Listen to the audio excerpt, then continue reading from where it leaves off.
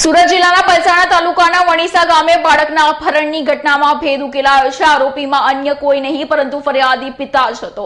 ખોટી ફરિયાદ કરી પોલીસને ગેરમાર્ગે દોરી હતી। જોકે પિતા નિશિત પટેલે બાળકને નદીએ લઈ જતા હાથમાંથી પડી ગયાની નાટકીય કબૂલાત કરી હતી। ટીવી સ્ક્રીન પર દેખાતો આ ઈસમ નિશિત પટેલ રહેવાસી છે વણીસા ગામનો, જે એવો લાપરવાહ પિતા છે કે હાથમાંથી બાળક સરકી ગયાની નાટકીય કબૂલાત કરી હતી અને પોલીસને ગેરમાર્ગે દોરી એ ઘટના કહી હતી। ગત 16મી તારીખે સુરત જિલ્લાના પલસાણા તાલુકાના વણીસા ગામેથી 2.5 વર્ષના ન્યૂ નિશિત પટેલનું અપારું અને બાદમાં બાળકને નદીમાં ફેંકી દેવાની ઘટનાથી ચકચાર મચી જવા પામી હતી।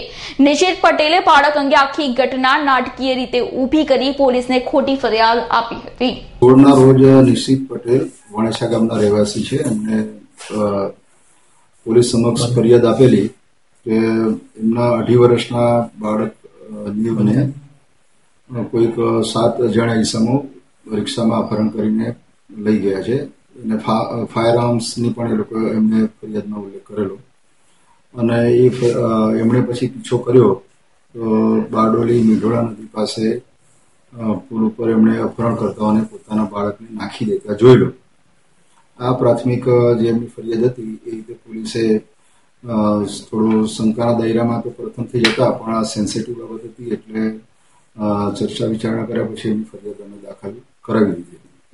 ફરિયાદી પિતા નિશિત પટેલે ઘટના અંગે પોલીસને કરેલ વર્ણનથી તેનું વારંવાર ઉલટ તપાસ કરાઈ હતી અને ઘટનાનું 2 વાર પુનરાવર્તન પણ કરાયું હતું। સાથે ફાયર ટીમની પણ મદદ લેવામાં આવી હતી અને બાળકની શોધખોળ પણ શરૂ કરવામાં આવી હતી। જોકે બાળકની કોઈ ભાળ મળી ન હતી। બાદમાં પોલીસ તપાસમાં ચોંકાવનારું અને નાટકીય અંત આવતો હોય તેવી નિષ્ઠુર પિતા નિશિત પટેલે કબૂલાત કરી હતી અને કબૂલાત એ હતી કે નિશિત બાળક ન્યૂને લઈને નદીએ પાણી બતાવવા લઈ ગયો હતો અને હાથમાંથી બાળક સરકી ગયાની કાફિયત કરી હતી, જે પણ એક આશંકા જ ઊભી કરી રહી છે। આ ફરિયાદ આધારે અમોએ ઉપરી અધિકારીની સૂચના મુજબ જુદી જુદી 7 થી 8 ટીમો અમે બનાવેલી અને સીસીટીવી કેમેરાનો અભ્યાસ કરેલો તેમજ એફએસએલની ટીમની મદદથી આ ઘટનાનું રિકન્સ્ટ્રક્શન પણ કરેલું તેમજ જુદી જુદી દિશામાં જુદી જુદી ટીમોના સીસીટીવી કેમેરા તેમજ નિવેદનો પણ નોંધેલા। આ સિવાય છોકરાની બોડી શોધવા માટે બારડોલીની ફાયર ટીમ તેમજ સુરતની ફાયર ટીમને પણ અમે મદદ લીધેલી કે અત્યારે બોડી મળ્યું નથી એટલે એ પ્રક્રિયા શોધવાની હજી પણ ચાલુ છે અને આ રીતે એક પ્રેસ મીડિયાને પણ અવારનવાર અમે સહકાર લીધેલો તેમજ આગેવાનો પણ સહકાર લીધેલો અને ખરેખર એનું બેકગ્રાઉન્ડ શું છે, કઈ રીતનું છે અને આ ઘટના કઈ રીતે ઘટે એ બાબતનો સતત સારો એવો પોલીસ અને બીજા પ્રેસ મીડિયાના મિત્રો અને પબ્લિકના મિત્રોએ પણ અમને ખાસી બધી મદદ કરેલી।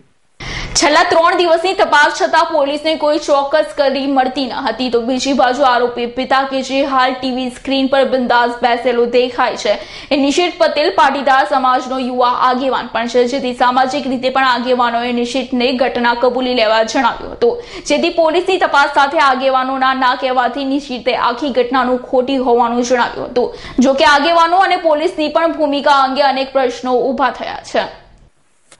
બાબત સેન્સિટિવ હતી એટલે આગેવાનોને પણ વિશ્વાસમાં રાખેલા, આજુબાજુના ગામડાને પણ વિશ્વાસમાં રાખેલા અને સતત મીડિયાને પણ સાથે રાખી અને પોલીસે પણ સખત મહેનત કરી અને અમે એક નતીજા પર પહોંચેલા કે આમાં જે કંઈક 9:28 પછીનો જે સમયગાળો છે 9:46 સુધી એને ફોન કર્યો નથી અને એ સિવાયની જે ગાડીની 7 થી 8 કેમેરામાં પાસ થતી તેની સ્પીડ અને એની આજુબાજુની રિક્ષાઓ એ લોકોની અથવા તો બીજા વાહનોની પણ અમે સતત તપાસ કરેલી અને એક પ્રેસનું અને પોલીસનું એક દબાણ ઊભું થયેલું અને ખરેખર એને પણ અમે કડક હાથે જે પૂછપરછ કરતા એ તપાસમાં એમને સ્વીકારી લીધેલું કે આ જ્યારે આ બનાવ બન્યો ત્યારે ખરેખર આ લૂંટનો કે એવો કોઈ બીજો બનાવ બન્યો નથી, છોકરાને અપહરણ કરવા કોઈ થયું નથી, પરંતુ પાણી છોકરાને ગમતું હતું એટલે પાણી જોવા માટે લઈ ગયા હતા અને એ જે બનાવ જ્યાં બનેલો એવું બતાવે છે એ જગ્યા પર બરાબર પાણી છોકરો જોઈ નહીં શક્યો, રડતો હતો એટલે આગળના પુલે લઈ ગયા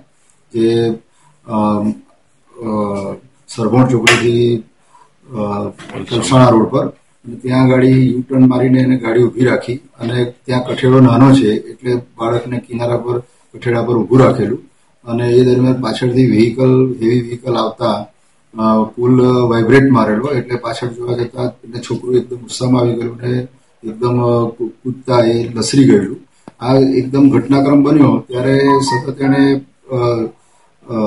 વિચાર્યું કે મારી પત્નીને શું હું જવાબ આપીશ અને આગળ બીજા ગામ લોકોને શું જવાબ આપીશ, સગાવાળાને શું જવાબ આપીશ. એટલે તાત્કાલિક એને જે થોડો ટાઈમ મળ્યો એમાં એને આખું ચિત્ર ખોટી ફરિયાદનું ઉપસાવી કાઢેલું અને જે એને આજે પોતાના જવાબમાં કન્ફેસ કર્યું છે. હવે આજે અમને બોડી મળી નથી એટલે બોડીની શોધખોળ ચાલુ છે અને એમને જે બી કંઈક નિવેદન આપ્યું છે એ બાબતે પણ અમે સત્યતા બધી ચકાસ કરીશું.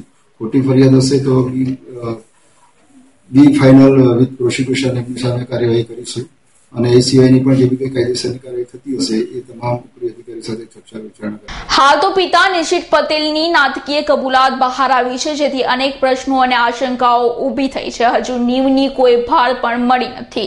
ખરેખર માસૂમ નીવ નિશિતના હાથમાંથી સરકી ગયો કે ઇરાદાપૂર્વક નીવને દુનિયાથી વિદાય આપી દેવાય, એ પણ એક પ્રશ્ન ઊભો થયો છે. કારણ કે એક પિતા આવી લાપરવાહી પણ કેવી રીતે દાખવી શકે. હવે રાજકીય અને સામાજિક દબાણમાં નહીં આવી પોલીસ હજુ પણ નિશિત પટેલની ઉલટ તપાસ કરે તે જરૂરી બન્યું છે. હાલ તો એક જ પ્રશ્ન છે કે શું ખરેખર માસૂમ નીવ પિતા નિશિતના હાથમાંથી પડી ગયો હતો? સુરેશ રાઠોડનો રિપોર્ટ, બારડોલી.